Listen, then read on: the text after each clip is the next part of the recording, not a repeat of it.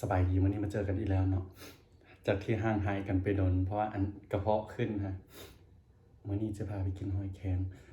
น้ำอันกินไม่อาจจะบดทรงแซ่บด้วยเพราะว่าปนมาเผ็ดอันแห้งหน่อยนึงแต่ว่ารสชาติแซ่บเพราะว่าซีมมาแล้วฮะเป็นอะไรไปซีมกันเลย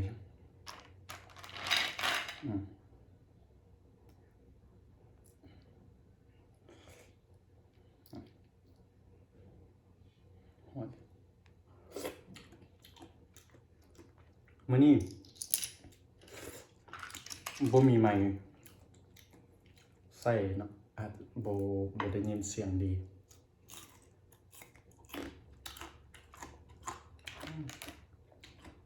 ผักกลับก็บ่หลายบ่ได้ออกไปซื้อ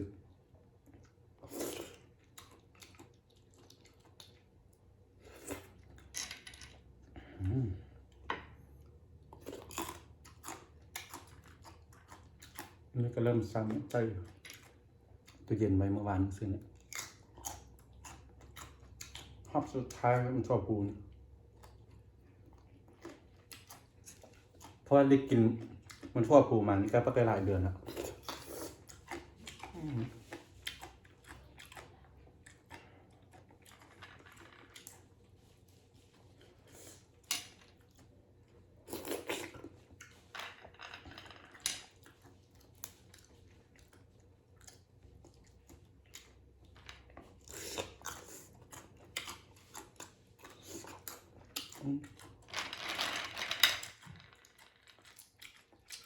หอยแบบกำลังดี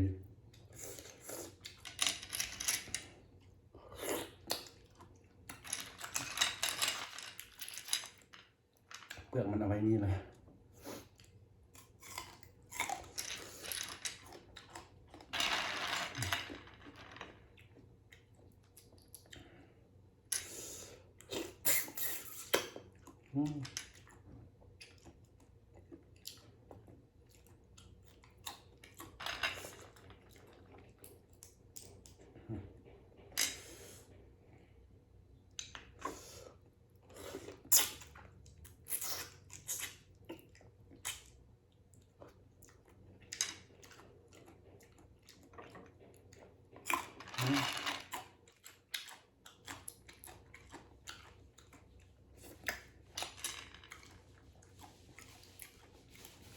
ชอบใจเลย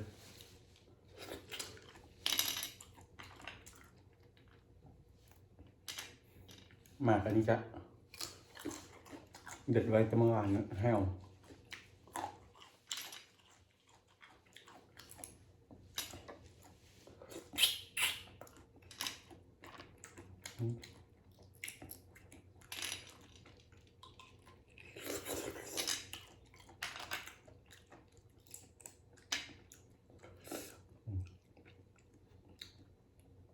สด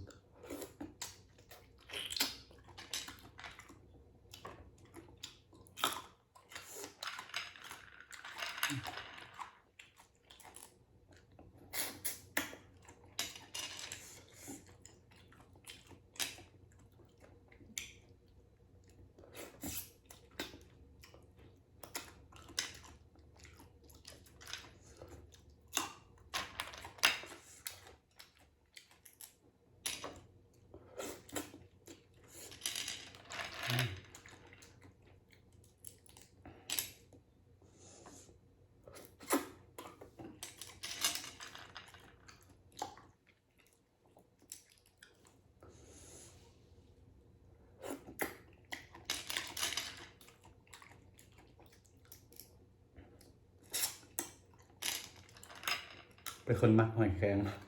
กินแบบบ่เบิ่งฟ้าเบิ่งดิน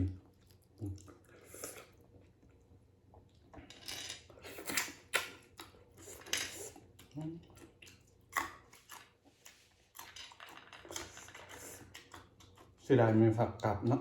ผักกลับหลายๆ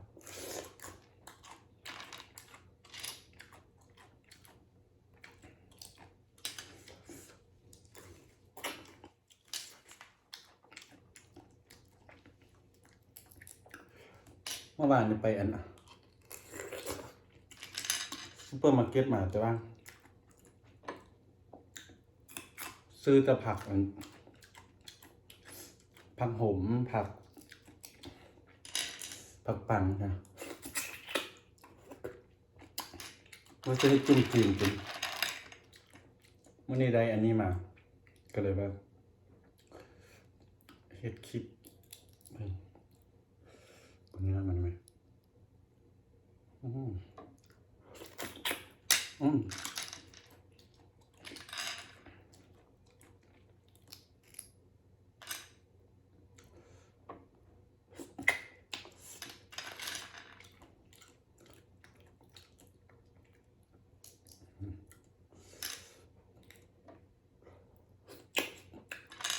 ดีแต่มันบ่มีขี้นะ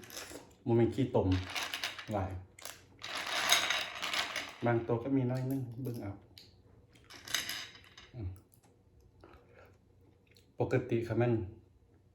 บางหอบนี้ขี้ตมจนเต็มกินก็ต้องให้ระวังอันนี้โอเคเลย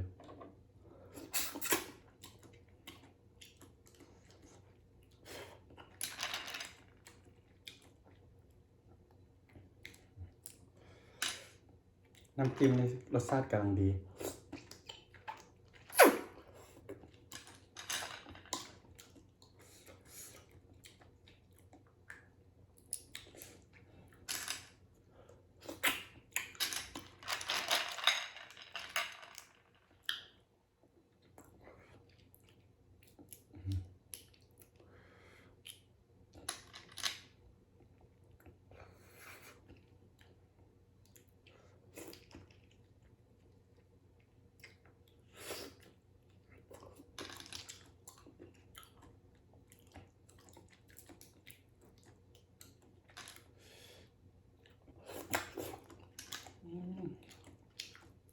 สะใจนะ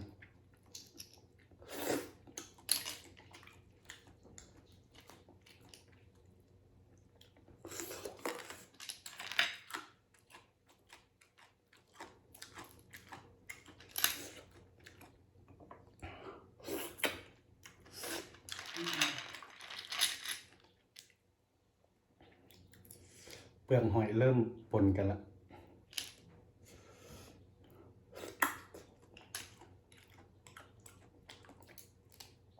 แมงวันกับพ่อแมงวันเดี๋ยวไปเอา3ก่อนแป๊บนึง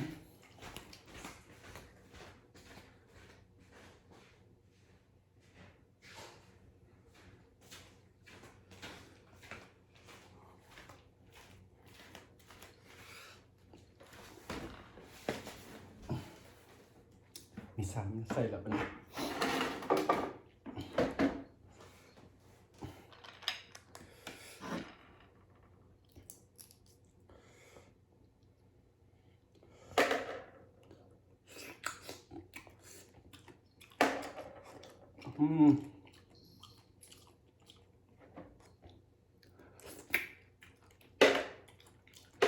เสียงหมากับแมวยอกกันจนเนาะ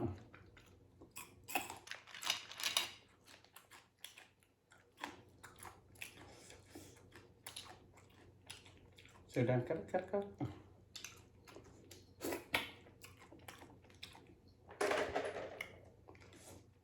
ไปกินพ่อเพิ่นกินเพื่อกันมาในแมว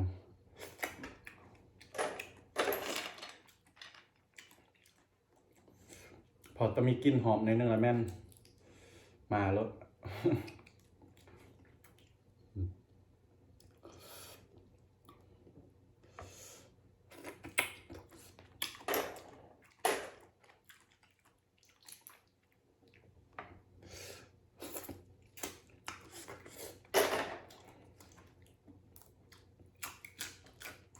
ดำแล้วใส่ตู้เย็นไว้เมื่อวานเก็บ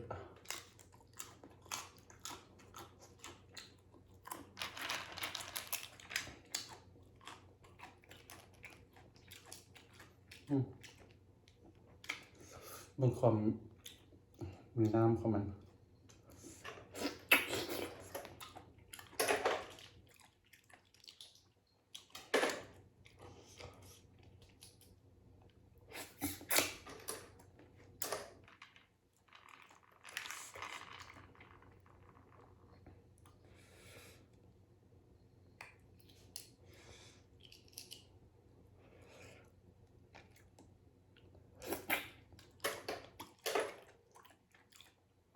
10 นาทีแล้วเนาะตัวใดกันแบบว่าหนึ่งไม่มากเลย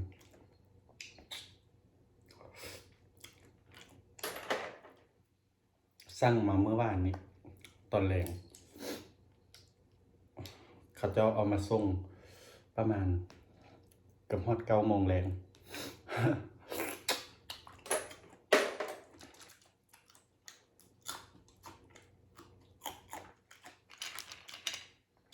เอามาเลยใส่ตู้เย็นอะใส่ห้องทางลุ่มแต่มันก็ยังสดอยู่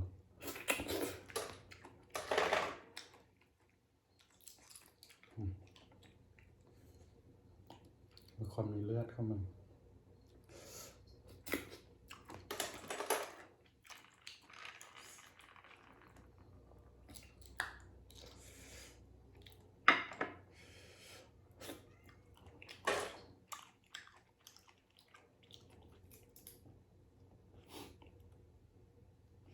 แมวเริ่มใจหายแล้ว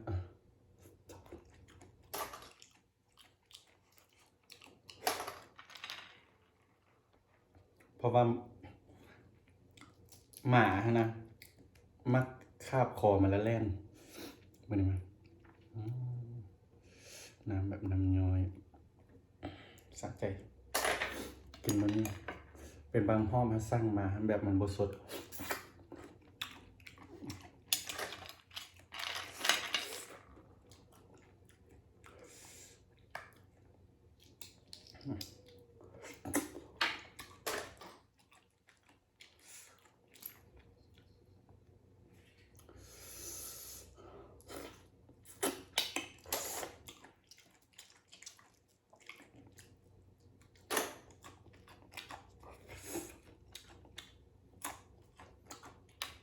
มันน่าจะเฮ็ดคลิปอัน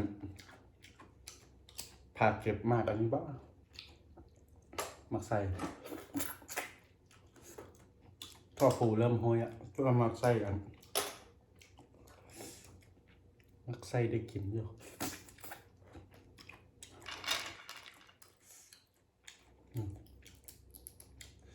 สะใจเท่านะ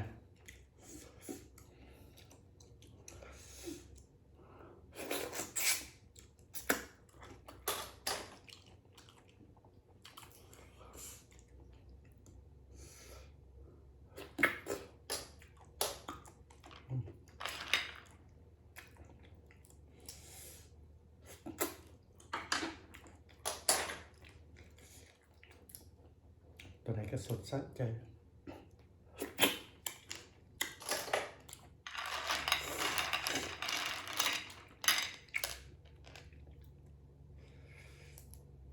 ตัวนี้สุภาษีเรื่อง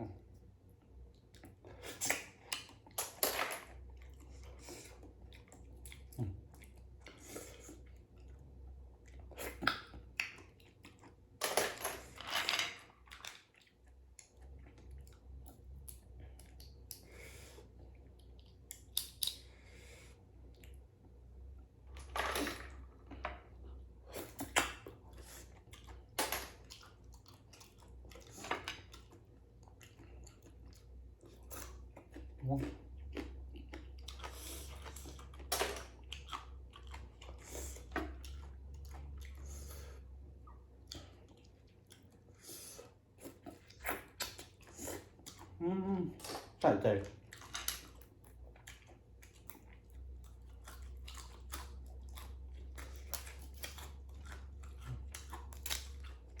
น้ำ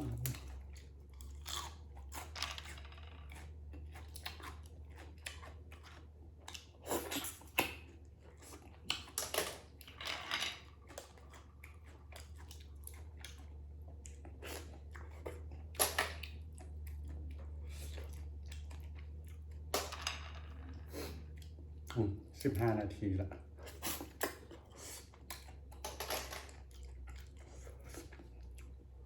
มื้อนี้ก็เอาเท่านี้ก่อนเนาะเพราะว่ามันยาวคลิปยาวหลายละเป็นอะไรฝากกดไลค์กดแชร์กด Subscribe เด้ออย่าไปกินต่อเข้าใจ